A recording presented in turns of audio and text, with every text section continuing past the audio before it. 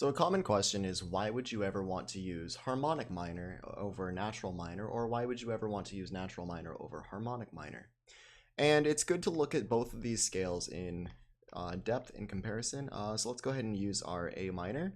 A natural minor has no sharps or flats. So A, B, C, D, E, F, G, and A. We keep using this one just because it's easier to write and easier to think about if there's nothing jumping out at us like an extra accidental. And then we have harmonic minor. I'll go ahead and use the same color here and do A, B, C, D, E, F, G sharp, because we raised the seventh, give some room, G sharp, and finally A. Okay. And it's nice to hear both of these back to back. Let's go ahead and play A minor.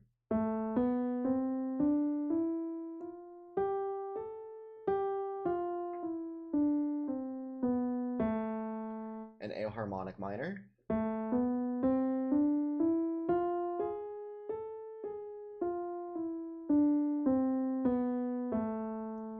So a large difference there is between these three notes here, the relationship here and the relationship here, because it's not about one note, it's not about the central note, but the relationship between all the other notes that are especially around it, but all the other notes in the scale. Okay, so if we look at these three notes, they were what, F, G, and A in the first one, and F, G sharp, A in the second one. And if you look between F and G sharp, there's actually three half steps. Here's F and G sharp. We can do it this way. Here's F, here's G, here's A. And if you play F, G, A, it's really nice. But if you look at, like if you do this, it's really just kind of plain hat. We've been doing whole steps for days and days. But if you look at F, G sharp, F, G sharp goes three half steps. 1, 2, 3 half steps. This leap is huge. And you get the half step here. Finally between, so maybe just one. If this is 3, this is 1 step. So instead of 2, 2, we have 3 and 1, which is huge. Everything else that we've seen so far has always been whole steps and half steps. But this is our first whole, maybe whole and a half. I like to do this, whole and a half, if that makes sense. Whole and a half step between here and here, and you get that gravitational feel when you go from G, F, G sharp, A. Like that. So this is really powerful, and the reason you want to use this is because of that gravity. Natural minor by itself is kind of plain, and there's no sense to go to this note from the G.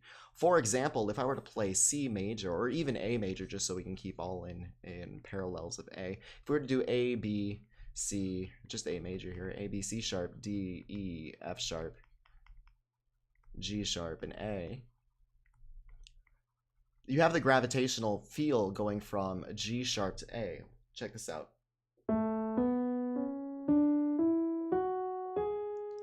And if I stop there, you really want to hear one more note. But if you play A minor, you don't really get that sense here when you land on the G.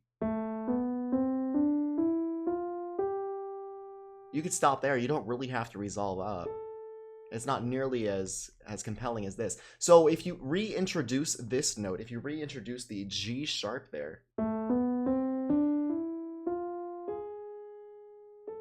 you really want to hear that pull up to the next note, which is really cool. So that's really cool. Also, you might notice that this might sound Middle Eastern because the harmonic scale is used a lot in Middle Eastern cultures. So we get that kind of feel if you were to use this scale. One more thing to note about this note is if it's right next door, as in a half step, this is 1 half step away, it's called we learned this before, it's called a leading tone because it leads you back to the tonic, leading tone. However, if you have 2 half steps, maybe a different color is in order, if you have 2 half steps, this doesn't have that gravitational pull, so this is called a subtonic. So you may say that the natural minor scale has a subtonic, where the harmonic scale, like the major scale, has a leading tone. Okay, so this is really useful in making music sound more interesting. Further,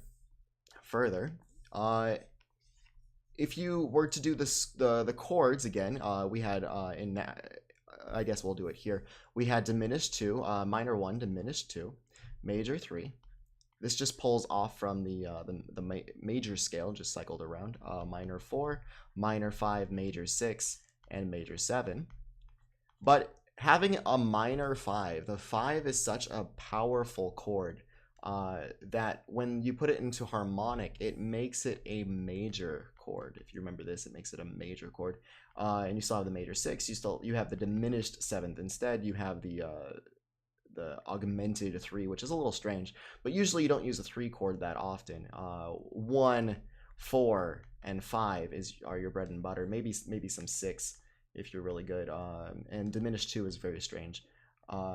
So if you were to stick to these chords, this is way more useful in making harmony, making chords to back up your melody. So that's why it's called harmonic minor, is because you use it in the harmony to make more interesting chords. This 5 is so boring and so plain that it's not very, like we said, compelling.